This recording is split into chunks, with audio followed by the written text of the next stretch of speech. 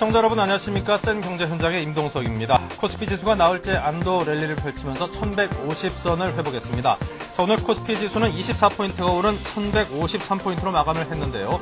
자, 개인과 기관의 강한 매수세가 눈에 띄는 장세로 투자자들이 다시 증시에 활발하게 진입하는 그런 모습을 보였습니다. 오늘 센 경제 현장에서는 최근 투자자들의 소송이 잇따르고 있는 펀드 관련 소식과 정부의 수출 보험 지원 40조 원 확대 방안에 대해서 알아보겠습니다. 자, 올해 들어서 각종 펀드에서 대규모 손실들이 발생했습니다. 아마 투자하신 분들 거의 모든 분들이 손실을 입었다. 그런 표현이 딱 적합할 텐데요. 자, 그와 관련해서 은행 등 판매사들을 상대로 투자자들이 소송을 잇따라 제기를 하고 있다고 합니다. 과연 어떤 소식인지 상세히 정리해서 들어보겠습니다. 서울경제신문 김홍길 기자 스튜디오에 나와 있습니다. 안녕하십니까? 안녕하십니까? 네. 이 각종 펀드에 투자했다가 대규모 손실을 입은 투자자들이 참 많습니다. 이게 네네. 얼마나 귀중한 돈인데 속이 쓰리겠습니까만은. 자, 그런데 이제 펀드 판매사를 상대로 원금과 이자 반환 소송을 잇따라 제기를 하고 있다고 하는데요. 자, 어느 정도인가요? 네, 오늘 펀드 관련 피해자 소송이 잇따라 제기되고 있습니다. 그래서 네. 법률적 분쟁이 확산되는 양상인데요. 네. 먼저 오늘 주가연계 펀드인 즉 ELF인 우리 투스타에 투자했던 투자자 220명이 우리 CS 자산운용과 판매사인 우리은행을 상대로 서울중앙지법에 소송을 제기를 했습니다. 네. 최근에는 우리 CS 자산운용의 우리 파인인컴 펀드에 투자했다가 손해를 본 피해자들 역시 소송을 제기했는데요. 우리 인컴 펀드 관련 소송은 투자자가 160명이나 됩니다. 그리고 우리 인컴 펀드 관련 같으면 총 8건의 소송이 물려 있고요. 네. 여기에다가 여기에 펀드 선물하는 계약으로 피해를 봤다고 주장하는 피해자들도 소송 움직임에 나서고 있어 법적 분쟁 확산이 불가피한 실정입니다. 그리고 소송과는 별개지만 금감원에 접수된 펀드 불안전 판매 관련 분쟁 신청건도 올해 상반기 117건으로 작년 한 해 분쟁 건수인 109건을 넘는 수준입니다. 네. 네. 자, 그렇다면 상당히 많은 건수가 지금 진행이 되고 있는데 그렇다면 손해배상 청구 규모가 어느 정도인지 궁금합니다. 네. 아까 말씀드렸던 우리 인컴펀드의 경우 현재 소송 청구액이 10억 원 수준인데 소송 진행에 따라 70억에서 80억 수준으로 늘어날 것이라는 게 대체적인 분석입니다. 그리고 리먼 관련 소송도 3, 40억 정도가 될 것으로 보여 이들 소송의 규모는 최종 100억 원대를 웃돌 것으로 추산하고 있습니다. 네. 자, 그렇다면 이렇게 소를 제기하는 이유가 궁금하고요. 사실 이제 펀드라는 게 보통 투자할 때 어떤 실적에 따라서 은행 금리보다 훨씬 많은 그런 소득을 거둘 수도 있는 거기 때문에 그렇죠.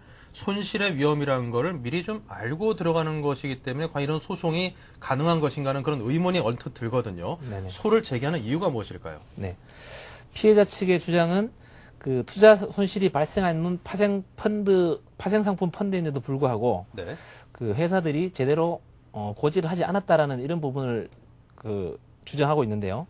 실제로 우리 파워인컴 펀드의 경우 투자 손실이 발생할 수 있는 파생상품 펀드였는데 네. 이 펀드가 투자했던 회사들이 잇따른 부실 사태를 맞아 수익률이 마이너스가 되면서 엄청난 손실을 안게 된 것이죠. 한 예로 투자 포트폴리오에 포함된 페니메이 등이 부실화되면서 마이너스 누적 수익률을 기록한 것입니다.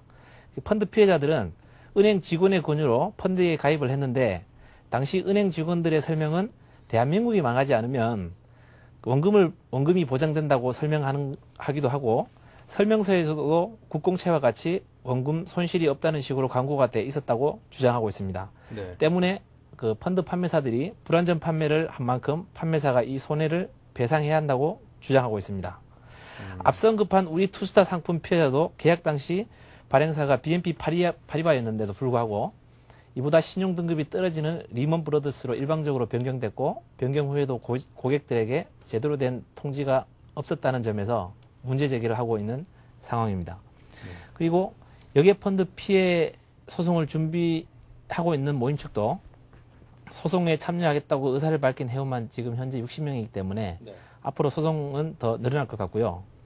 이들 역시 대부분 투자자들이 펀드 가입 당시 판매사로부터 환해지를 하면 환율이 하락할 때 환차손을 피할 수 있다는 설명만 들었을 뿐 펀드에서 손실이 났을 때 환율이 상승하면 추가 손실이 발생할 위험이 있다는 설명은 전혀 듣지 못했다고 주장을 하고 있습니다. 네. 네. 그러니까 펀드에 가입을 할 당시에 판매사가 이 상품의 위험과 어떤 그 구조에 대해서 정확하게 설명을 하지 않았다. 그런 점을 이제 문제를 삼는 거군요. 네네. 자, 그렇다면 이제 아무래도 전문가들의 의견이 중요할 것 같습니다. 법 쪽에서는 어떻게 보고 있습니까? 네. 실제 증권소송 전문 법무법인인 한누리에는 최근 들어 펀드 관련 문의가 급증하고 있습니다. 김주영 대표 변호사는 국내외 주식형 펀드, ELS 등에 투자하기 전에 충분한 설명을 듣지 못했다면서 불안전 판매에 따른 손해배상 가능성을 묻는 사례가 최근 들어 급증하고 있다고 설명했습니다. 이번 소송의 쟁점은 펀드 판매사 측이 펀드 상품의 설계 구조 및 잠재적 위험성 등에 대해 구체적이고 자세한 설명을 했는지 여부가 될 것으로 보입니다. 즉 펀드 판매사들이 고객에게 투자의 위험성을 제대로 고지했는지, 고객이 상품의 위험성을 사전에 파악했는지 여부가 승패를 가름할 것으로 보여집니다. 일단 상당 부분의 펀드 판매사들이 설명 팜플렛 등의 원금 보장 등만 부각해놓고 내재된 위험성에 대해서는 고객들에게 알리지 않았다는 게 피해자들의 주장입니다. 하지만 법원이 어느 쪽에 손을 들어줄지는 예단하기 어렵습니다. 때문에 이를 놓고 치열한 법적 공방이 예상되고 있습니다. 네. 자, 그렇다면 이와 유사한 소송이 과거에도 있었을 텐데요. 그에 대해서 법원에서는 어떤 판례를 내렸는지 궁금합니다. 네. 고객에게 펀드에 대한 설명을 제대로 하지 않아 투자자가 손실을 입었다면 투자자 사에도 책임이 있다는 판결이 많았습니다. 하지만 최근에 한 판결은 약관이나 설명서 요청을 적극적으로 하지 않은 투자자에게도 절반의 책임을 묻는 판결도 있습니다. 또한 투자자가 옵션 거래의 위험성을 미리 인지하고 고위험 상품에 투자하겠다는 의사를 밝혔다면 그에게 손실을 입었다 해도 투자회사의 책임을 지울 수 없다는 대법원 판결도 나왔습니다. 이 때문에 펀드 관련 소송에서 법원이 어떤 판결을 내릴지는 예단하기 어렵습니다. 네. 그만큼 법리 공부도 치열할 것으로 예상되고 있습니다. 네. 이게 상당히 그 이해관계자들이 앞으로 그 예비 그 어떤 소제기자라고 표현을 할까요? 굉장히 많은 그 이해관계자가 있는 만큼 네네. 이 소송의 어떤 그 판결 추이라든가 네네. 진행 과정에도 좀 상당히 살펴봐야겠군요. 네네네. 자, 요즘에 그 차이나 펀드라고 많이 가입했는데 차이나 펀드가 왜 차이나 펀드인지 아십니까? 잘 모르겠습니다. 네, 내가 투자한 원금과 지금 남아있는 돈이 하도 차이가 나서 차이나 펀드라고 한다고 합니다. 네네. 네, 싱거운 농담 한번 해봤고요. 네네. 아무쪼록 잘 됐으면 좋겠습니다. 자, 서울경제신문의 김홍길 기자 이야기 나눴습니다. 고맙습니다. 네, 감사합니다. 네, 이 정부가 수출기업에 대한 금융 지원으로 내년에 수출보험 계약 체결 한도를 40조 원 늘리기로 했다고 합니다. 자, 서울경제신문 경제부를 연결해서 자세한 내용을 알아보겠습니다. 이철균 기자입니다. 안녕하세요. 네, 안녕하세요. 네, 정부가 내년 수출보험의 계약 한도를 40조 원으로 늘리기로 하는 등 총력전을 펼치고 있다는데요. 자, 내년에 수출 환경이 그만큼 좋지 않은 건가요? 네, 그렇습니다. 정부도 현재 가장 우려하는 게 내년도 수출인데요. 당장 지난달부터 수출 증가율이 둔화되는 모습을 보이고 있습니다. 10월 수출 증가율은 10.0%로 겨우 두 자릿수의 턱걸이를 했지만 내년에는 수출 증가율이 한 자릿수로 추락할 가능성도 큽니다. 이는 선진국뿐만 아니라 국내 수출의 70%를 차지하는 개발도상국의 경제 성장이 둔화되고 있는 게 가장 큰 이유인데요. 민간 연구소의 경우 내년 수출 증가율이 8%대에 그칠 것이라는 예상이 우세합니다. 국제무역연구원은 올해보다 8.6%가 늘어날 것으로 전망했고 삼성경제연구소는 8.3%, LG경제연구원도 8.9% 증가할 것으로 전망했습니다. 민간 연구소들은 미국과 유럽 등 선진국의 경우 주가와 주택경기 하락, 실물경기 위축으로 수입 수요가 감소되고 일본은 미국 수출과 내수 분질에 따라 정보기술 제품 중심으로 수요가 둔화될 것으로 예측하고 있습니다. 특히 우리나라가 수출을 가장 많이 하는 중국의 경우 미국 경기 침체 영향으로 대미 수출이 감소하고 소비 위축 등에 따라 수입 수요도 줄어들기 때문에 지난달의 경우 대중국 수출은 이미 전년 동기에 비해 1.8%나 줄어든 상태입니다. 네. 자, 오늘 대통령 주재로 제2회 무역투자진흥회의도 개최를 했던데요. 자, 구체적으로 어떤 지원책들이 나왔는지 궁금하네요. 네, 오늘 가장 눈에 띄는 게 수출보험의 계약 한도를 늘리는 것과 코트라가 중소기업의 제품 브랜드를 보증하는 코트라 보증 브랜드 제도를 선보이는 내용입니다. 정부는 우선 전체 수출의 26%를 지원하고 있는 수출보험을 대폭 늘려 수출기업의 금융 애로를 해소할 방침입니다. 수출보험공사가 현재 수출보험 계약을 체결할 수 있는 한도는 130조 원이지만 국회 동의를 얻어 170조 원으로 늘리는 것과 함께 수출보험기금의 출연금도 증액키로 했습니다. 이 가운데 수출거래 위험을 감소시키는 단기 수출보험 지원을 올해 86조 9천억 원에서 내년에는 99조 7천억 원으로 늘릴 예정입니다. 또 플랜트와 선박 수출을 지원하기 위한 중장기 수출 보험도 올해 12조 6천억 원에서 내년에는 19조 5천억 원으로 확대키로 했습니다. 코트라 보증 브랜드라는 색다른 대책도 내놓았는데요. 코트라 보증 브랜드는 올해 30개 기업을 시범으로 선정하고 2011년까지 500개 기업으로 확대할 예정입니다. 이 제도의 도입으로 중소기업 제품에 대한 해외에서의 신인도가 크게 올라갈 것으로 정부는 기대하고 있습니다. 네. 자, 그리고 자동차, 가전 반도체는 이제 수출 주력 품목들이죠. 그 품목별에 대한 구체적인 지원책도 함께 마련이 됐다고 들었습니다만. 네, 그렇습니다. 정부는 업계의 건의를 적극 수렴해 수출 주력 산업에 대한 지원 방안도 내놓았습니다. 먼저 자동차 분야는 하이브리드 차에 대해서는 개별 소비세와 취등록세 면제뿐만 아니라 공채 매입 부담도 덜어주기로 했습니다. 하이브리드 차의 내수 기반이 취약해 경쟁력 확보가 어렵기 때문인데요. 일단 내수 기반부터 다지자는 의도입니다. 지식경제부는 세대 감면 조치로 3천만 원인 하이브리드 차의 경우 310만 원 정도 혜택을 벌 수 있을 것으로 추정하고 있습니다. 또 휴대전화 단말기와 가전, 반도체, 디스플레이 등 IT 산업 분야에 대해서는 제조 장비 등에 대한 관세 감면과 할당 관세 연장 등을 검토할 예정입니다.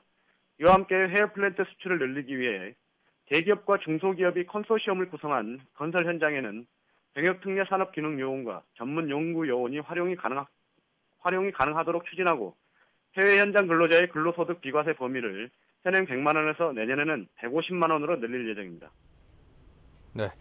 자, 그러면 이 같은 조치로 해서 정부는 이제 내년도 수출 규모를 상당히 늘릴 수 있다라고 생각을 할 텐데요. 자, 어느 정도 예상을 하고 있습니까? 예, 정부는 내년 수출 환경이 어둡지만 수출보험 한도를 40조 원으로 늘리는 등의 지원책이 힘을 발휘하면 내년도 수출도 5천억 달러 달성이 가능하지 않겠냐라고 전망하고 있습니다.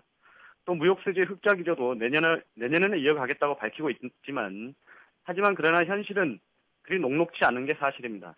현재 상황을 고려할 때 목표치 5천억 달러는 전망치라기보다는 정부의 수출 확대 의지를 보여주는 것으로 해석됩니다. 정부 역시 국제 경제 변화가 매우 빠른 만큼 국내 경제 상황을 점검한 뒤 수출에 대한 구체적인 전망치는 12월 이후에나 공식 발표키로 했습니다. 네. 어쨌거나 수출로 인한 그 수입이 우리나라의 굉장히 중요한 경제의 한 부분을 차지하고 있느니만큼 자, 우리 물건을 사줄 사람들의 지갑이 자꾸만 얇아지고 있습니다. 수출 환경은 좀 어려워지고 있긴 하지만 다들 열심히 노력해서 그 전 못지않은 그런 좋은 성과를 부디 냈으면 좋겠습니다. 자, 지금까지 서울경제신문 이철균 기자와 이야기 나눴습니다. 고맙습니다. 네, 감사합니다. 네, 금융위원회가 보험사의 지급 결제 업무를 허용키로 한 데 대해서 은행권이 금융 시스템 위험이 크게 늘어날 수 있다고 반발하고 있다고 합니다. 자, 서울경제신문 금융부를 연결해 자세한 소식을 들어보겠습니다. 서정명 기자입니다. 안녕하세요. 예, 안녕하세요. 네, 정부가 보험사에 대한 지급 결제를 허용키로 했는데요. 자, 그렇다면 이제 우리 고객들에게는 어떤 변화가 생기는 것인지 먼저 그 부분에 대한 설명부터 부탁드립니다. 예, 소비자들은 다양한 금융 서비스를 제공받을 수 있는 장점이 있습니다. 지급 결제가 허용이 되면 소비자들은 보험 계좌를 통해서 은행 예금이나 주식 매입 대금을 자동으로 이체할 수 있고요. 신문 대금이나 신용카드 대금, 공과금 납부도 보험 계좌를 통해서 처리할 수 있습니다. 지금까지는 은행을 방문해서 보험료를 내고 은행 간 계좌 이체를 했지만 앞으로는 보험사를 통해 금융 거래를 할 수 있는 겁니다. 생명보험사와 손해보험사는 전국에 7천여 개의 점포를 가지고 있기 때문에 여기에 자동화기기, ATM을 설치하면 고객들은 은행 점포뿐 아니라 보험사 점포에서도 금융 거래를 할 수 있게 됩니다. 결국 소비자는 금융 업무를 처리하기 위해 굳이 은행을 찾아가지 않더라도 보험 창구를 통해서 금융 거래를 할 수 있다는 얘기가 됩니다. 네. 자, 그럼 은행과 보험사들이 이제 고객 유치를 하기 위해서 상호 간에 치열한 경쟁을 펼쳐야 된다는 그런 것이 예상이 되는데, 자, 그렇다면 보험사들의 지급 결제 참여로 인해서 기대되는 효과가 있다면 어떤 것들이 있을까요? 예, 우선 금융회사 간 경쟁이 촉진되기 때문에 수수료 인하를 기대할 수 있습니다. 은행은 같은 은행 간 송금일 경우 1,000원, 타행 송금일 때에는 2,000원의 수수료를 받고 있는데요. 보험회사가 참여하게 되면 금융거래 수수료가 이보다 낮아지는 효과를 기대할 수 있습니다. 또 보험회사의 지급결제 서비스가 허용되면 소비자는 은행보다 높은 수준의 이자 수익을 얻을 수 있습니다. 은행 보통 예금을 이용하면 이자가 0.2 내지는 0.3%에 불과하지만 보험사들은 3% 이상의 수익을 보장하는 상품을 내놓을 예정입니다. 증권사들의 지급결제 수단인 종합자산관리계좌, 즉 CMA도 연 4, 5%의 수익률을 보장하고 있습니다. 보험사들도 정권사 CMA 수준의 수익률을 보장하는 상품을 내놓을 것으로 예상됩니다. 네. 자, 온갖 그 금융거래 수수료들이 좀 낮아지는 그런 효과가 가장 먼저 와닿을 수 있겠군요. 예, 그렇습니다. 네. 자, 반면 은행들의 반발도 만만치 않을 것 같습니다. 자, 그렇다면 은행들이 반발을 할 때 그 논거로 내세우는 이유는 무엇일까요? 예, 은행들은 이 보험사의 금융 시스템이 제대로 갖춰지지 않아서 금융거래 위험이 높다는 점을 지적하고 있습니다. 네. 대형 천재지변이 발생할 경우 경영상 위험이 나타날 가능성이 크고 위험자산의 이 비중이 은행권보다 2배 이상 높기 때문에 지급 결제에 따른 위험이 곳곳에 도사리고 있다는 것인데요. 또 이 보험 상품은 금융실명제 적용 대상이 아니기 때문에 지급 결제가 가능해지면 자금 세탁 등과 같이 악용될 소지가 있다고 주장합니다. 또 보험사가 지급 결제에 참여하면 은행은 핵심 예금이 보험사의 고금리 상품으로 빠져나가기 때문에 양도성 예금 정서나 은행채를 발행해야 하고 이는 다시 대출금리 상승으로 이어질 수 있다고 우려하고 있습니다. 네. 자, 하지만 이제 소비자들에게 확 와닿는 그런 부작용들은 그다지 눈에 띄지 않는군요. 예, 그렇습니다. 네. 자, 지금까지 서울경제인문 서정명 기자로부터 상세한 이야기를 들어봤습니다. 사실 그 은행들 수수료가 좀 비싼 것 같습니다. 내 통장에서 내가 돈을 빼는데도 이 수수료를 떼가더라고요. 그런 것 좀 낮아졌으면 좋겠습니다. 네, 오늘 도움 말씀 고맙습니다. 예, 감사합니다. 네, 이어서 오늘의 경제 지표를 보겠습니다.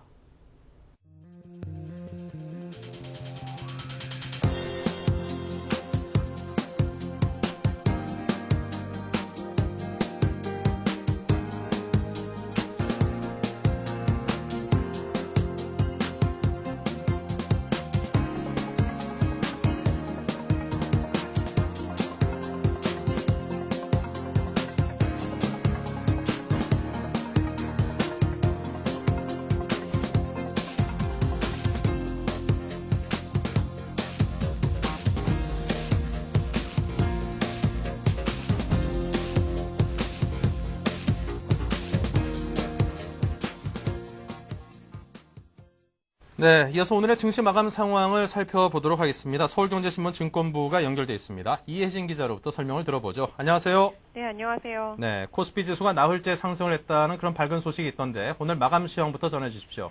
네, 코스피 지수가 나흘째 상승하며 1150선을 회복했습니다. 뉴욕 증시가 미국 대통령 선거를 하루 앞두고 혼조세로 마감했지만 오늘 코스피 지수는 정부의 경제 정책에 대한 기대감과 일본과 홍콩 증시 상승에 힘입어 20포인트 이상 오른 1153포인트로 장을 마쳤습니다. 한편 코스닥 지수도 9포인트 오르며 335포인트를 기록해 상승세를 이어갔습니다. 이처럼 증시가 안정세를 이어간 이유는 정부가 온갖 정책을 쏟아내며 극단적인 불안 요인들이 줄어들면서 증시 수급에 숨통이 트이고 투자 심리가 살아났기 때문으로 풀이됩니다. 여기에 미국 대선 이후 새 행정부에 대한 기대감도 투자 심리 안정에 기여한 것으로 보입니다. 네. 자, 하지만 오늘 그 투자 주체별 매매 동향을 살펴보니까 외국인들이 꽤나 많이 또 팔아치웠더라고요. 네, 그렇습니다. 외국인들은 팔아치운 반면 국내 기관 투자자들은 많이 대규모로 사들였습니다. 프로그램 매수세를 앞세운 국내 기관 투자자들이 오늘 증시의 주요 사자 세력이었습니다. 지난 며칠간 매도 공세를 잠시 늦췄던 외국인 투자자들은 오늘 다시 대규모 매도 물량을 쏟아내면서 오늘 코스피 지수는 한때 전날 대비 마이너스 수익률을 기록하기도 했습니다. 그러나 국내 기관 투자자들의 코스피 200 지수 선물 매수로 유발된 프로그램 매수 자금이 활발하게 유입되면서 증시는 다시 상승 반전했습니다. 오늘 외국인들은 4,500억 원어치 주식을 순매도한 반면 국내 기관 투자자들의 프로그램 매수는 4,700억 원에 달했습니다. 네. 자, 그렇다면 오늘 상승장을 주로 이끈 업종들은 어떤 것들이었습니까? 어제 발표된 정부의 부동산 안정 대책에 힘입어 건설주들과 은행주들이 급등세를 보였습니다. 금호산업, 대우건설, 벽산건설 등이 가격 제한폭까지 뛰어올랐습니다. 또 그동안 낙폭이 컸던 우리금융이 상한가를 기록했고 신한지주, 하나금융도 급등세를 나타냈습니다.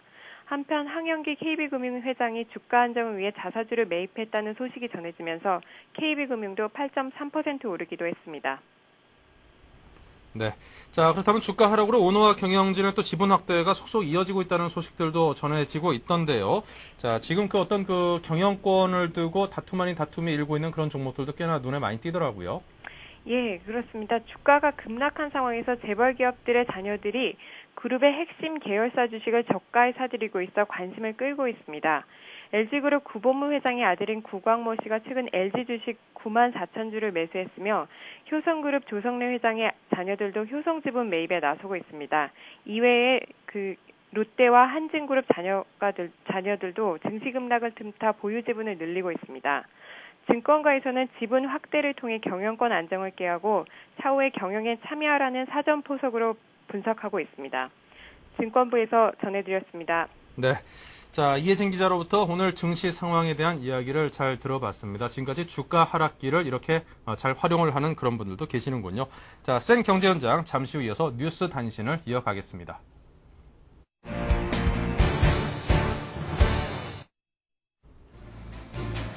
네, 오늘의 주요 뉴스입니다. 리처드 피셔 댈러스 연방준비은행장이 미국이 내년에도 경제 성장이 이루어지지 않을 것으로 전망했습니다. 금융시장은 미국이 금리를 추가 인하할 가능성을 점치고 있습니다. 여행 수지가 7년 6개월 만에 처음 흑자로 돌아섰습니다. 한국은행에 따르면 원화 약세로 해외 여행을 자제하는 분위기가 확산되면서 10월 여행 수지는 3억 7천만 달러 흑자를 기록했습니다. 주택 재건축 때 늘어나는 용적률의 25% 안에서 임대주택을 의무적으로 공급하도록 한 규정이 합헌이라는 헌법재판소의 결정이 나왔습니다. 내년에 경기가 본격 하강하면서 경제 성장률도 3%를 장담하기 어렵다는 전망이 나왔습니다. 하나금융경영연구소는 우리나라가 내년에 3.1% 성장하는 데 그칠 것으로 내다봤습니다. 네, 센 경제 현장 잠시 후 증시 전략센터를 이어가겠습니다. 1930년 대공황 이후 최악의 경제 위기에 빠진 미국을 구해낼 대통령은 과연 누가 될 것인가? 서울경제TV가 미 대선의 개표 과정을 생생히 전달하고 그 결과가 경제 전반에 미칠 영향을 심층 분석해드립니다. 개표일인 5일 오전 8시 30분부터 12시간 동안 특집 방송되는 2008 미국의 선택. 서울경제TV가 시청자 여러분과 함께합니다.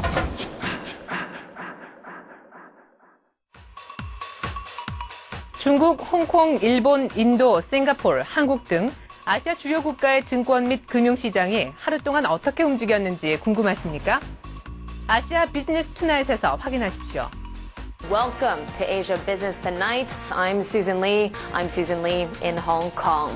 블룸버그 TV 홍콩 지사에서 진행자 수잔 리가 미국발 금융위기로 흔들리고 있는 아시아 태평양 지역 주요 국가에서 발생한 하루 동안의 주식 및 금융시장 소식을 30분간 생생하게 전달합니다. 아시아 비즈니스 투나잇의 첫 자막 방송 시간은 매주 월요일부터 금요일 밤 11시입니다. 유럽까지 번진 세계 경제 위기 상황까지 세계 경제 전체를 30분 내 한꺼번에 브리핑 받을 수 있는 아시아 비즈니스 투나잇. 서울경제TV에서만 자막 방송으로 보실 수 있습니다. 서울경제TV. 지금까지 국내 경제 뉴스 줬는데 급급해 국제 흐름에는 밟지 못하셨다고요? 이제 걱정하지 마십시오. 세계적인 금융 및 비즈니스 정보 채널인 블룸버그 TV를 국내에 독점 방영하는 서울경제TV가 있으니까요. 국내는 물론 고급 해외 경제 정보까지 더한 서울경제TV. Bloomberg Television.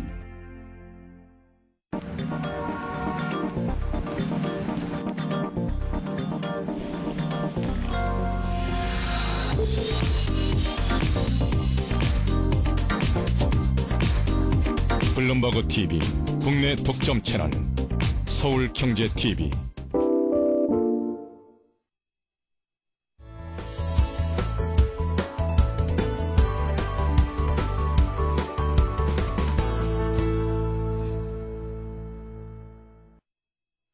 네, 증시전략센터 순서를 이어가겠습니다. 동양종금증권의 김경수 차장 그리고 교보증권의 이진행 차장 두 분을 모시고 이야기를 나누겠습니다. 안녕하십니까? 네, 안녕하십니까?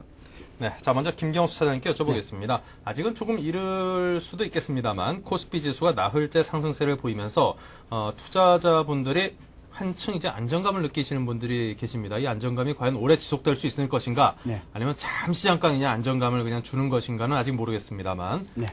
지금 장에 대한 그 진단을 좀 해주셔야죠. 예, 아무래도 그 낙폭과대에 따른 그 반등에 대한 그 기대감과 동시에 그 경기 둔화가 그 우려감도 있었고요. 네. 무엇보다 그 단기간 급등에 따라서 그 매물 압박으로 인해 갖고 그 장중에도 그 등락을 많이 거듭을 했습니다만 그 오후 들어서 그 프로그램 매수 유입으로 그 강세를 시열한 그런 하루였었습니다. 네. 그 밤사이에 그 뉴욕 증시가 그 미국의 제조 활동이 26년 내에 그 최악의 상황을 나타낸 가운데 투자자들이 그 대선을 앞두고서 혼조세일보의 그 영향으로 국내 증시도 강보합으로 출발하는 모습이었었습니다. 네. 하지만 그동안 그 강하게 반등하고 있었던 그 대형주, 그 특히 그 조선 철강이었죠. 그 대형주 위주로 어제부터 그 조금씩 그 차익 실현성 매물이 나오면서 그 상승 탄력이 그 약간 둔화되던 가운데 장중한 때 그 하락 반전하기도 했습니다만 그다음 그 상승이 미약했던 그 건설주가 10% 이상 그 급등세를 보이면서 강세를 주도했고요. 그 여기에 그 은행업을 중심으로 해서 금융주가 오래간만에 상승세를 나타내면서 상승을 했었습니다. 그 이렇게 그 건설주가 거의 그 상한가 근처로까지 상승했던 배경으로는 그 전일 그 발표한 그 정부의 경기 부양 그 종합 대책에 대한 기대감이 그 직접적인 요인이 있었던 것 같고요. 네. 또한 이번 주 그 금요일 날 그 금통위의 그 추가적인 금리 인하에 대한 예상으로 선반영이 되지 않았나 그렇게 좀 판단이 됩니다. 그 수급상으로 보면은 그 외국인이 그 장 초반부터 대거 그 팔자에 나서면서 이틀 연속 그 매도에 나섰고요. 기관은 그 투신권을 중심으로 꾸준하게 그 매수세를 늘리는 가운데 그 프로그램의 대규모 매수 유입으로 장을 받쳐주는 그런 그 양상이었었습니다. 그 결국 외국인은 오늘 그 4,400억 정도 매도를 좀 보였고요. 기관이 3,200억 정도 매수를 보였고요. 네, 프로그램 매수가 4,700억 순매수를 나타냈었습니다. 그 장중 그 등락을 거듭한 코스피가 그 21평선을 좀 넘지를 못하고 좀 끝났는데 그 또한 그 외국인도 그 강한 매도세도 좀 부담스럽게 좀 걸림돌이긴 하지만은 그 전체적으로는 그 반등 성상의 그 시작에서 그 장을 좀 바라봐야 되지 않겠냐 그렇게 보여지고 있고요. 그 낙폭 과대주, 그 특히 그 조선하고 철강이 되겠죠. 낙폭 과대주 내지 그 건설과 금융주 등 그 정부 대책에 대한 그 기대감이 그 부각되는 업종 중심으로 그 매매 대상을 압축해서 그 일전에 말씀드렸던 그 지수 1200포인트를 바라보고 매매에 임해되지 않나 그렇게 판단이 됩니다. 네. 자, 오늘 장에서 투자 주체별 매매 동향을 살펴보면요. 물론 외국인들이 4천억 가까이 내다 팔리긴 했습니다만 또 프로그램 매수가 한 4천억 원 좀 넘게 유입되는 그런 모습도 보였는데 좀 긍정적으로 볼 수 있겠습니까? 예, 맞습니다. 그 프로그램 매매가 그 4일 연속 연속으로 매수 우위를 나타내면서 증시에 좀 활력을 좀 불어넣고 있는데요. 그러니까 앞으로도 추가적으로 매수 수세 유입이 좀 가능성이 좀 높게 좀 점쳐지고 있습니다. 그 지난 사흘 동안에도 약 6,500원 정도, 6,500억 정도 가량 매수가 유입이 됐는데요. 네. 그 오늘 같은 경우에도 4,700 정도 해서 한 1조 이상이 그 매수가 지금 들어왔었습니다. 그 전날 같은 경우가 매수자익 잔고가 한 6조 한 8천억대에 있었는데 오늘 거를 합치면은 약 한번 7조 한 2천억, 3천억 정도가 되겠죠. 네, 이는 그 지난달 그 20일 날에 8조 정도는 물론 그 지난 9월 달 그 3일에 그 사상 최대치고였죠. 9조 5천억 정도보다는 그 한참 낮은 수준을 지금 기록하고 있습니다. 그 매수차익 정보가 최소한 그 전고점 수준까지는 올라갈 수 있고 역사적 고점 수준까지도 바라볼 수가 있는데요. 그 차익 거래를 통해서 최소한 1조 2천억 내지 그 2조 7천억 가량 그 매수자가 좀 유입될 수 있는 그 추정이 좀 가능할 걸로 보입니다. 그 또한 그 연말 배당의 영향으로 그 프로그램 매수가 지금 늘어나는 그런 시점에 좀 들어와 있는데요. 그 추가적으로 그 프로그램 매수가 그 유입으로 그 증시 수급에는 긍정적인 역할을 할 것으로 그렇게 판단이 됩니다. 네. 자, 그러면 이진행 차장님께도 여쭤보겠습니다. 오늘 미국 대선이 치러지고 있습니다. 미 대선 결과가 아마 전 세계에 미치는 영향이 굉장히 크겠죠. 하지만 우리 증시에 미치는 영향에 국한해서 한번 여쭤보고 싶네요. 네. 제44대 미국의 대통령 선거는 이 시간 현재 각종 여론조사나 언론의 보도대로라면 아마도 오바마 후보의 당선이 일단은 기정사실로 이렇게 받아들여지고 있습니다. 벌써부터 역대 선거 결과에 따른 시장 영향에 대한 통계와 분석이 좀 줄을 잇고 있습니다. 먼저 공화당이 이기면 대선일 다음날 주가는 오르고 민주당이 이기면 대선일 다음날 주가는 하락한다. 뭐 이런 통계도 있는데요. 이는 아마도 투자가들의 보수적인 성향이 원인이라는 그런 분석이 있고요. 결국 오바마 당선으로 집권당인 공화당이 패배하고 정권이 교체된다면 과거에도 이제 11월 미국 시장은 상승 흐름을 보였다는 점에서 일부에서는 오바마 랠리를 그렇게 점치기도 합니다.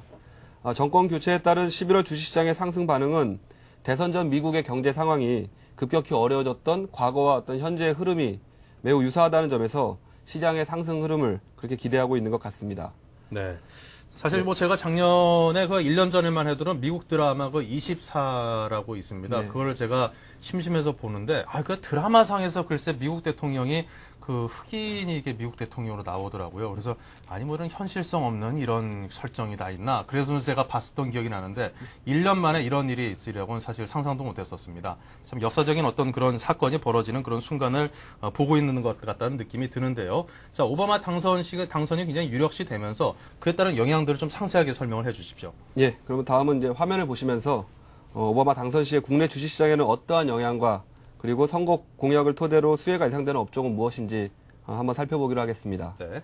먼저 통상정책의 기조적인 변화가 좀 예상이 좀 되고 있습니다. 자유무역 협정 반대와 통상압력 강화 등 무역 불균형에 대한 시정 요구가 좀 늘어날 것으로 이렇게 좀 전망이 되고 있고요. 이에 따라 한미 FTA 비준 동의에도 상당한 진통이 좀 예상이 되고 보호무역주의로 인한 각종 규제 강화 시에 우리의 대미 수출에 대한 악영향으로 인해서 일부 피해가 좀 있을 것으로 이렇게 좀 예상이 됩니다. 아마도 금일 IT나 자동차 등의 어떤 수출주 약세 배경이었다고도 이렇게 좀 해석이 좀 되고 있고요. 아울러 시장에서는 벌써 이미 반응을 하고 있는데요. 선거 공약 등에 따른 향후 수혜가 예상되는 산업이나 업종에 대해서 벌써부터 좀 테마가 형성되고 있습니다. 먼저 친환경 정책에 대해서 좀 살펴보자면요. 화석 연료 개발보다는 친환경적인 대체 에너지 부분에 대폭적인 투자 확대로 풍력 등의 대체 에너지에 대한 관심이 좀 부각될 것이다. 그래서 2차 전지를 생산하는 국내 삼성 SDI나 LG전자, 풍력 발전 등에 관련된 어떤 단조 업체들, 탄소 배출권에 해당하는 후성이나 휴캠스 등이 이에 좀 해당된다고 말씀드릴 수 있겠고요. 또 SOC 사업 관련해서는 현재의 금융위기가 실물 경기 침체를 해결하기 위해서 적극적인 재정 정책을 사용한다면 SOC 사업에 관심을 둘 가능성이 매우 커지고 있다. 따라서 전력산업과 통신장비 산업이 수혜를 받을 가능성이 이렇게 좀 제기가 되고 있습니다. 세 번째로 IT 업종인데요. 물론 미국 자국 내 하이테크 생산 능력을 확대 지원한다는 의미겠지만 실리콘밸리 등의 IT 투자에 대한 지원 확대가 결국에 IT 붐의 어떤 조성 이런 기대감으로 작용한다면 국내에서도 IT 비중이 높은 우리나라에서는 아마도 위기와 기회가 공존할 것이라는 이런 분석이 좀 제기가 되고 있습니다. 네. 마지막으로 제약과 바이오 업종을 좀 살펴보면은요. 의료 혜택 확대 정책으로 저렴한 제네릭 제품 확대 정책을 사용한다면 어떤 특허권이 기존의 특허권에 대한 좀 약화가 예상이 되고 또한 줄기세포 연구 촉진 등의 정책적인 지원이 좀 기대가 되고 있습니다. 최근에 어떤 테마들, 미리 형성된 테마들에서 좀 살펴보았는데요. 하지만 지나친 기대감에 의존한 테마주의 경우에는 일단은 재료 노출 시에 급등락이 거듭된다는 점에서 좀 신중한 그런 접근이 좀 요구된다고 말씀드리겠습니다. 네. 자, 이렇게 설명을 듣고 보니까 과거 얼마 전에 이제 우리나라에서 대선이 있었을 때 새만금 관련주다, 대운하 관련주다 그런 테마들이 상당히 많았던 것이 또 비슷하게 이렇게 또 재현된다라는 그런 느낌도 드는군요. 자, 투자자 여러분께서 신중하고 또 현명한 판단을 하시기 바랍니다. 자, 증시 상황에 대한 분석을 들어봤고요. 계속해서 김경수 차장님의 투자 전략을 들어보죠. 네. 저는 그 기존의 그 포트폴리오를 갖다가 그 NHN을 갖다가 10%, 그다음에 네. 세아베스트를 20%, 현대건설을 20%, 그다음에 현금 보유 비중을 50%로 그 포트폴리오를 구성해 봤는데요. 네. 그 이 중에 그 현대건설이 그 포트폴리오 편입 이후에 약 그 한 25%의 그 수익률 달성으로 목표가에 도달을 하였습니다. 그래서 그 비중을 20%에서 10%로 축소를 하였고요. 나머지 종목은 계속 보유를 하되 그 여기에 그 효성이라는 종목을 갖다가 20% 신규 편입을 했습니다. 네. 예, 자, 그렇다면 새로 편입된 종목의 이제 효성이 가장 눈에 띄는데요. 효성에 관한 의견을 여쭤보죠. 예, 그 새로 포트폴리오에 편입한 효성인데요.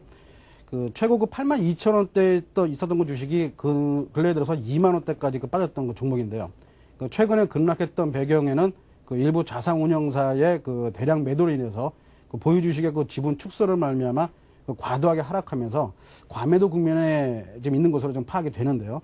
그 3, 4분기 실적으로만 본다면은 그 매출액과 영업이익이 각각 뭐 1조 8천억, 그다음에 1,000억 정도로 기록을 하면서 전년 대비해서 38%, 82% 증가한 것으로 나왔습니다. 그 여기에는 그 특히 그 중공업 부분의 그 영업이익이 전년 대비해서 167%나 증가했고 산업재 부분도 432%나 그 증가해서 이익 개선을 좀 주도했는데요. 네.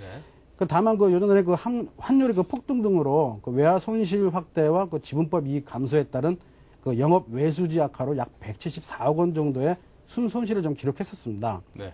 더군다나 그 자회사로 있는 그 지능 기업의 그 부실 발생 그 우려 등으로 최근에 그 낙폭이 많이 그 심화됐었는데요.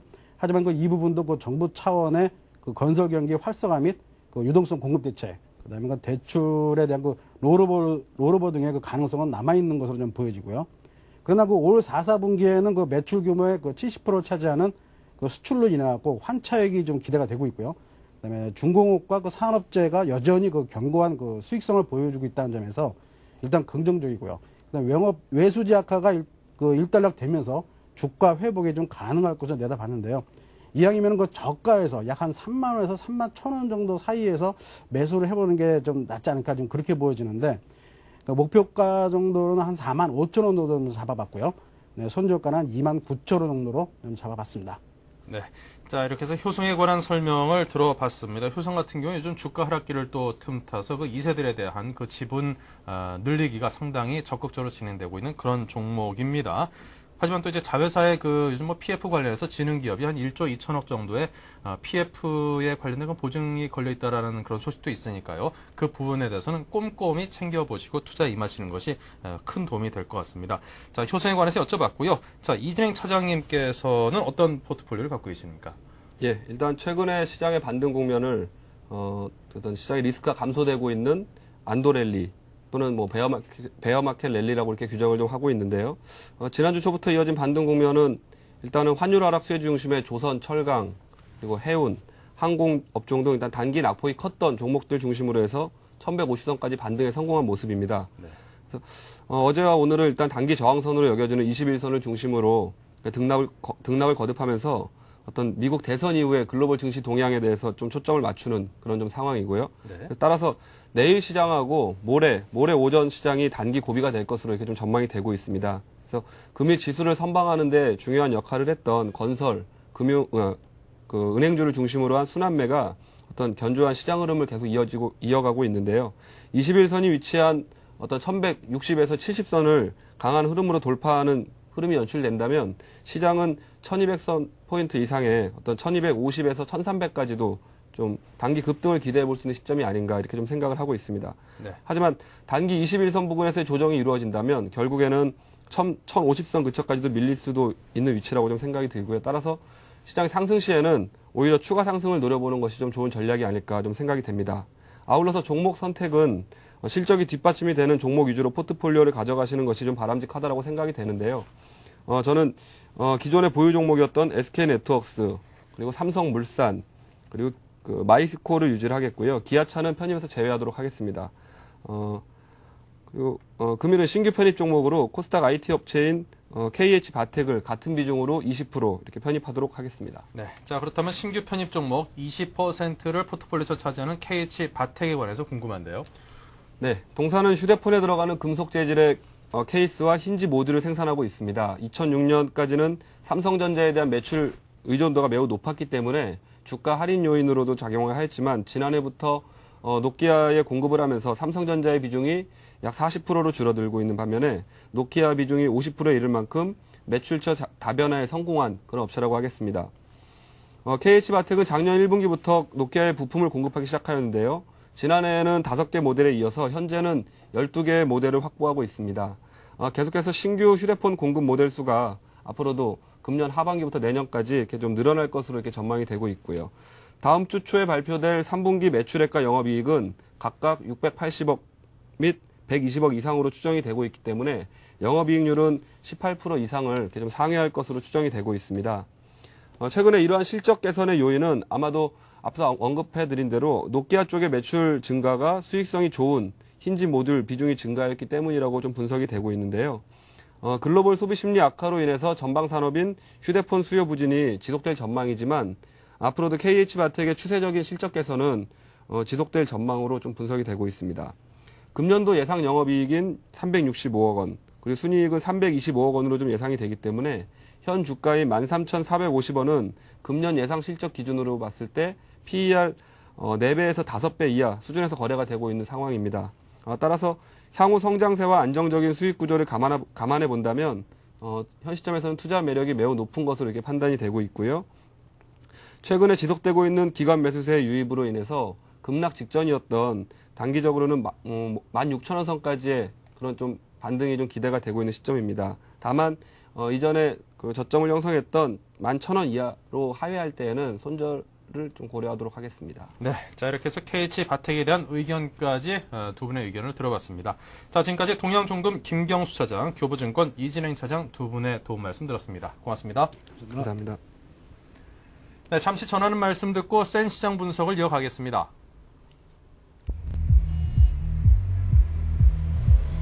중국의 부동산 시장은 바닥 없이 침몰할 것인가? 미국의 은행 지분을 매입한 홍콩투자청과 한국투자공사의 수익률은 어디가 더 높을까? 미국과 유럽 기업은 아시아 시장의 미래를 여전히 밝게 보고 있을까? 블룸버그 홍콩 지사가 아시아 국가들에서 발생한 하루 동안의 금융시장 소식을 생생하게 전달하는 아시아 비즈니스 투나잇. 매주 월요일부터 금요일 저녁 11시, 그날의 아시아 시장 동향을 정리해주는 아시아 비즈니스 투나잇의 일주일 방영분을 토요일 저녁 9시 30분부터 12시까지 5회 연속 시청하실 수 있습니다. 새로운 한 주의 투자 전략을 위해 놓치지 마십시오.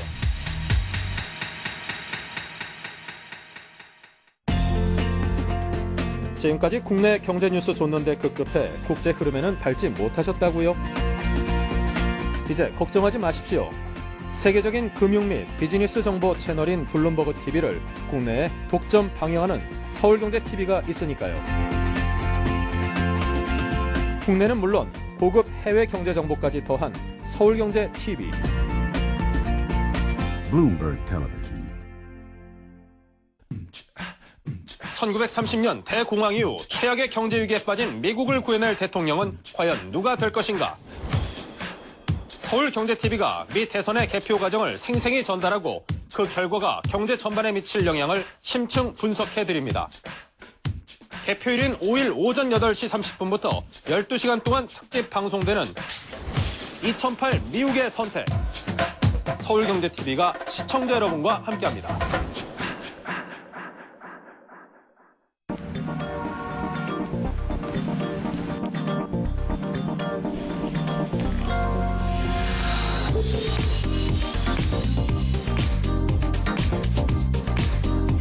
블룸버그 TV 국내 독점 채널 서울경제TV.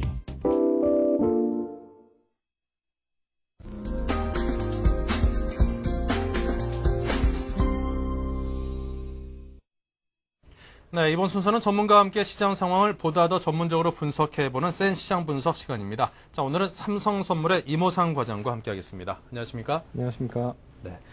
자, 최근 들어서 그 노파만 가던 상품 가격들이 많이들 떨어지고 있습니다. 네. 금값도 온스당 이제 $700대 초반까지 내려간 것으로 기억을 하고 있고요. 석유와 같은 원자재를 비롯해서 상품 시장이 급락세를 보이고 있는데, 자, 글로벌 상품 시장이 이렇게 떨어지고 있는 이유부터 먼저 여쭙겠습니다. 네. 일단 크게 세 가지로 말씀을 드릴 수가 있겠습니다. 우선 서프라임 문제로 인한 그 글로벌 신용 경색으로 인해서 미국의 경기 침체가 가시화되고 있고요. 그리고 네. 글로벌 신용 경색으로 인한 헤지펀드들의 현금 청산 움직임, 그리고 마지막으로 미국 정부의 상품 선물 시장에 대한 그 규제 움직임, 세 가지 정도를 들 수가 있겠습니다. 네. 자, 이 세 가지 원인을 짚어주셨습니다. 서프라임, 글로벌 신용경색으로 인한 헤지펀드의 어떤 움직임과 연관해서 이렇게 정리를 해주셨는데, 자, 그렇다면 그동안 이제 그 어떤 시장의 강세를 견인을 해왔던 헤지펀드들의 약세, 시장에서 물러나고 있다는 점이 상품 시장의 하락에 큰 영향을 미치고 있다. 이렇게 분석을 하고 계시는 거군요. 예. 자, 그럼 좀 더 자세하게 설명을 해주시면 이해가 쉬울 것 같습니다. 예. 조금 전에 말씀드린 세 가지를 좀 상세하게 설명을 드리면, 네. 일단 그 서프라임 문제로 인해 가지고 미국 경기가 2분기 연속 그 마이너스 성장률을 기록할 가능성이 높아졌습니다. 따라서 경기 침체는 거의 기정사실화된 것으로 보이고요. 그리고 두 번째로 다음 그 OECD 국가들의 경기 선행지수 차트를 보시게 되면 OECD 국가들 전체적으로 이미 경기 선행지수가 하락을 하면서 경기 침체기에 진입할 가능성이 높아진 상황입니다. 특히 영국 같은 경우는 2분기 연속으로 이미 마이너스 성장률을 기록하고 있기 때문에 일전에 그 영국 영랑은행 총재가 경기 침체를 기정사실화하는 발언을 한 상황입니다. 네. 자, 그렇다면 지금 보신 것처럼 서프라임 문제로 인한 글로벌 경기 둔화에 관한 그 이야기를 들어봤는데요. 자, 그렇다면 미국의 경기 침체가 이제 상품 가격의 어떤 하락의 가장 큰 원인이라는 분석을 말씀을 해주셨는데, 자, 그렇다면 경기 둔화 움직임으로 이제 경기 침체기를 확실히 이제 들어간 진입 자체도 이제 뭐 기정사실화 됐다고 받아들여야 되는 건가요? 예, 거의 다음 분기에는 아마 이번 0.5, 마이너스 0.5보다도 더 낮아질 것으로 생각하고 있기 때문에 네. 경기 침체기 진입은 거의 기정사실화를 하시는 게 나을 것 같습니다. 네. 자, 그렇다면 이제 그렇게 어려운 세상을 딱 염두에 두고 네. 이래저래 시장에 대응을 많이 네. 해야 될 텐데 참 걱정이 많이 됩니다. 네. 자, 그렇다면 이제 특히 어려운 시대일수록 그런 얘기들을 많이 합니다. 특히 어르신들이 그런 말씀을 네. 하시는데 야, 힘들 때일수록 현금이 최고야. 이런 말씀 많이 네. 하시거든요. 네. 그럼 이런 투자 주체들도 현금 확보에 대한 그런 노력을 많이 기울이겠군요. 예, 실제로 그 헤지펀드들 같은 경우도 이번 글로벌 신용 경색 상황 속에서 현금 확보 움직임을 강화를 시키고 있습니다. 네. 다음 그 테드 스프레드라고 해가지고 글로벌 신용 경색 정도를 나타내는 차트를 보시게 되면요. 최근 뭐 다소 완화는 되고 있습니다만 급등한 상황이고 여전히 과거치에 비해서는 높은 상황입니다. 이런 그 신용 경색 상황 속에서 실제로 헤지펀드들은 현금 확보를 위해서 각종 그 자신들이 가지고 있던 상품 선물의 어떤 포지션들을 청산을 하고 있는 상황이고 그 부분이 결국은 그 헤지펀드들 청산을 통해서 상품 가격 급락으로 연결이 되고 있는 상황입니다. 그리고 다음 그 헤지펀드 지수를 나타내는 HFR 지수 차트를 보시게 되면 실제로 고점 대비해서 거의 한 40% 가까이 하락을 하고 있습니다. 뭐 현재로서는 그 차트 분석을 통해 보게 되면 조금 바닥권에 진입한 건 사실인데 여전히 그 현금 청산 부분이 11월 말까지는 남아있기 때문에 리만의 회사채 관련된 이런 파생 상품에서 손실을 보고 있는 상황이라서 투자가들 입장에서는 좀 이전엔 좀 믿을만했던 펀드들에 대해서도 그 청산 요구를 하고 있는 상황입니다. 그리고 이 부분 자체가 실제로는 시장의 어떤 상품 선물의 급락의 가장 큰 요인 중에 하나라고 볼 수가 있겠습니다. 네. 자, 그렇다면 이제 또 상품 선물 시장으로 사실 그동안 이제 상품 가격들이 많이 급등했던 원인을 투기 세력이 워낙 그 자금을 많이 들고 댑니다 보니까 실질상으로 올라간다라는 그런 이야기들도 있었거든요. 자, 이게 투기 자금이 자꾸 이제 상품 선물 시장으로 유입되는 것을 좀 막는 그런 규제책이 시행이 되고 하면은 이런 상품 가격의 안정이 어느 정도 실현이 될까요? 실제로 지금 시장에 영향을 주고 있는 요인 중에 하나가 이 같은 그 정부의 규제책 도입이었습니다. 네. 지난 그 올해 중순부터 미국 정부에서 그 상품 시장에 대한 선물 포지션에 대해서 규제를 강화를 했고요. 실제로 그 다음 그 미국 원유 선물의 투기적 순매수 포지션 차트를 보시게 되면 파란색이 그 순매수 포지션입니다만 급격하게 줄어든 것을 아실 수가 있습니다. 왜냐하면 올해 초반부터 해가지고 그 올터너티브 인베스트먼트, 즉 대체 투자를 그 확대를 해왔던 상황인데 미국의 캘퍼스 같은 연기금들이 이 같은 대체 투자를 늘릴 것이라는 기대 때문에 상품 선물 시장에 대한 선취매가 들어와 있었던 부분이 있었습니다. 그런데 정부의 이 같은 그 규제 강화를 통해서 매일 그 포지션에 대해서 보고를 하게 돼 있는 상황이라서 이 부분이 줄어든 것이 또한 상품 선물 가격의 급락 요인으로 작용을 했습니다. 네. 자, 그렇다면 이제 우리 일반 소비자들이 가장 관심을 갖는 거 아무래도 유가겠죠. 그다음에 이제 금값이 아닌가 싶은데 자, 유가가 계속해서 내려가고 있습니다. 얼마나 더 진행이 되겠습니까? 기본적으로는 개인적으로는 그 두 가지 요인 때문에 이전과 같은 급락 가능성은 낮다고 생각을 합니다. 첫 번째로는 그 미국의 경기 둔화 우려에도 불구하고 타이트한 수급 상황 자체는 여전히 지속이 되고 있다는 부분이고요. 두 번째는 글로벌 유동성 공급이라든지 미국의 추가적인 약 1,500억 달러에 달하는 어떤 추가 감세한 조치 등을 통해서 경기가 완만하지만 2009년 말에서 2010년 상반기를 통해서 회복될 것으로 보이기 때문에 유가가 추가적으로 옛날 것처럼 10달러대로 떨어진다든지 하는 그런 상황은 발생하지 않을 것으로 생각합니다. 그리고 세 번째로는 그 지정학적 리스크를 들 수가 있는데 아직까지도 이란의 핵 문제라든지 그리고 벨로루시의 어떤 BTC 송유관 문제라든지 하는 부분은 여전히 남아있는 상황이라서 이런 부분들이 해결되기까지는 여전히 시장 외적인 불안 요인은 남아있다고 생각을 합니다. 네. 금값도 좀 더 떨어질까요? 일단은 그 시장 신용 불안 때문에 금값이 올랐던 부분이 있기 때문에 그 부분이 지금 리보 금리가 하락을 하고 있는 상황이고 좀 시장이 안정되는 상황이라면 금값 자체는 과거 같은 급등은 좀 힘들지 않을까 생각을 합니다. 네. 자, 그렇다면 이제 글로벌 상품 시장의 급락 현상의 원인과 전망에 대해서 지금까지 상세히 들어봤는데요. 종합적으로 결론을 간단하게 정리를 좀 부탁드리겠습니다. 예. 일단 전체적으로 봤을 때 그 유가를 둘러싼 요인들이 상충되는 상황에서 과거와 같은 유가의 어떤 급락 가능성은 낮다고 생각합니다. 물론 또 최근 2, 3년 동안 있었던 급등 가능성도 낮다고 보고요. 다만 특히 이제 아래와 같은 요인들이 급락 가능성을 낮게 보는 요인들 중에 하나인데 우선 글로벌 유동성 공급을 통해서 시장의 안정을 지금 전 세계 정부가 도모하고 있다는 부분이고 두 번째는 미국의 신정부가 들어서게 되면 1,500억 달러에 달하는 추가 감세안이 이미 준비가 되고 있다고 하는 부분입니다. 그리고 세 번째로는 오펙의 어떤 가격 조절 능력이 여전히 남아있고 러시아도 여기에 대해서는 동조하고 있는 움직임이라는 그 두 번째 요인을 들 수가 있고 세 번째로는 비OECD 국가들의 원유 수요 탄성이 여전히 유지가 되고 있습니다. 특히 중국 같은 경우는 이미 경제 발전 단계에 들어서 있기 때문에 과거처럼 그 소비를 줄일 것으로 생각이 되지 않고요. 그 마지막으로 지정학적 리스크를 들 수가 있을 것 같습니다. 따라서 이런 요인들 때문에 전체적으로 한 50달러에서 80달러대 어떤 레인지 장애 유지가 되지 이전처럼 급락이나 급등 가능성은 좀 낮지 않을까 생각을 합니다. 네. 자, 지금까지 상품 시장의 그 전망과 현황에 대해서 상세히 들어봤습니다. 삼성선물의 이모상 과장의 설명 말씀 부탁드렸습니다. 고맙습니다. 감사합니다.